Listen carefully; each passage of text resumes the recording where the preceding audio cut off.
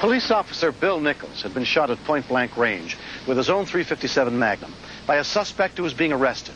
When the shot was fired, Officer Nichols' wife, Julie, and 14-year-old son, Bill Jr., were near the scene. When I first heard those shots, I said they must be firing warning shots to make him stop. I quick twisted the weapon away from the direction of Officer Nichols. But I could feel the strength of this man. He was so strong. And he was pulling the gun back towards Officer Nichols. So I put my thumb in behind the trigger guard to stop the travel of the trigger. You can't shoot. And then this man pulled the trigger again and again and again, at least 6 times. And I was saying, stop struggling. You have a weapon. You're going to force us to kill you. And indeed, at that time, we had the moral and legal right to kill this man. But he cursed at me and said, kill me. Go ahead, kill me. He didn't care. I could hear Paul Stoltz yell to me that Bill's been shot. Get an ambulance.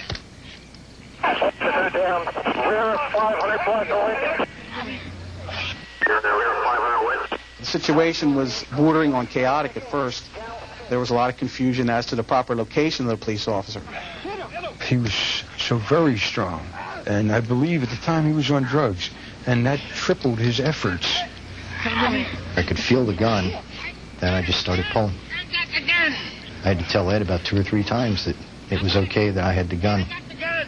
I could hear hollering and screaming. I could see some officers in the distance, but I couldn't pick Bill out at all. Unbelievable amount of blood coming out of Officer Nichols. And I kept telling Officer Bill that it's going to be all right. The more I looked at Bill while I'm telling him this, the more I knew that I was lying to him.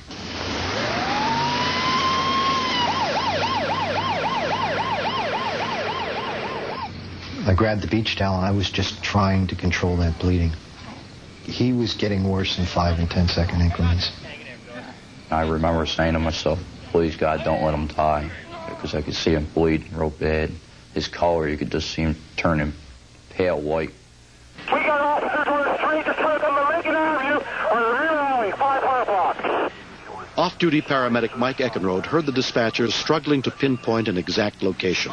We're at the firehouse, and based on what we were hearing and the confusion that was apparent on the radio, we felt that maybe the crew that was on needed a hand. So at that point in time, the 3 of us went to the scene to see if we could render some assistance. It's an indescribable feeling. It's grief, it's heartache, it's helplessness, it's terror, it's everything you can think of mixed into one moment. The first paramedic on the scene was Michelle Ottaviano. At that point in time, I wasn't 100% sure where the person who did the shooting was. It was a pretty scary situation.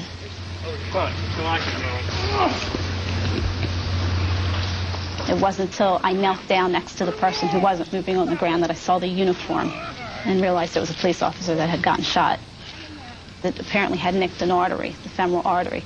And with severing the femoral artery, every time your heart pumps, it pushes the blood out in spurts. Michelle, what do you need? There was an awful lot of confusion and commotion around the scene. I looked down and realized that the other guy laying on the ground was Billy Nichols. And, I've worked in the town where I'd go on an ambulance call and Bill would come in and give me a hand carrying my equipment or, whatever needed to be done. It's a pretty rude awakening when you look down and see somebody kind of like looking back at you. That's pretty tough to do. We're a small town here. Prospect Park is a little town.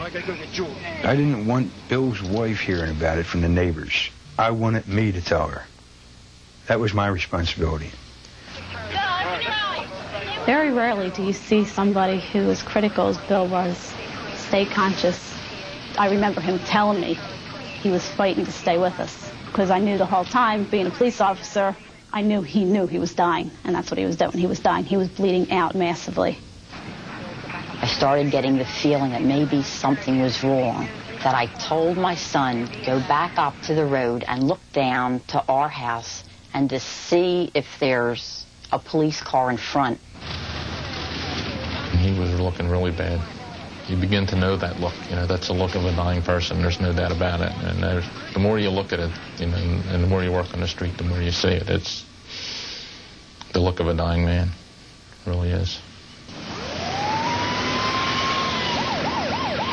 When the ambulance left with Bill in the back, I really thought that we'd be going to a police funeral in a few days. Officer Kenzel drove Bill Jr. back to where his mother was. I said, he'd been shot. It doesn't look too good, but he's still alive now, and let's pray.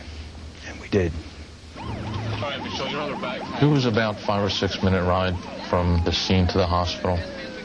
The condition that Bill was in, every action and every moment really counted. You know, you couldn't delay 5 or 10 minutes one way or the other. Bill Nichols was immediately rushed into surgery. His condition was critical. I had like a peace, a total calm that came over me. I just knew he would be okay. It would be bad, but I never had the feeling that he was going to die. 10 months have gone by. The man who shot Bill Nichols was convicted of aggravated assault. Bill has not forgotten the debt he owes to his best friend, Officer Ed Kenzel.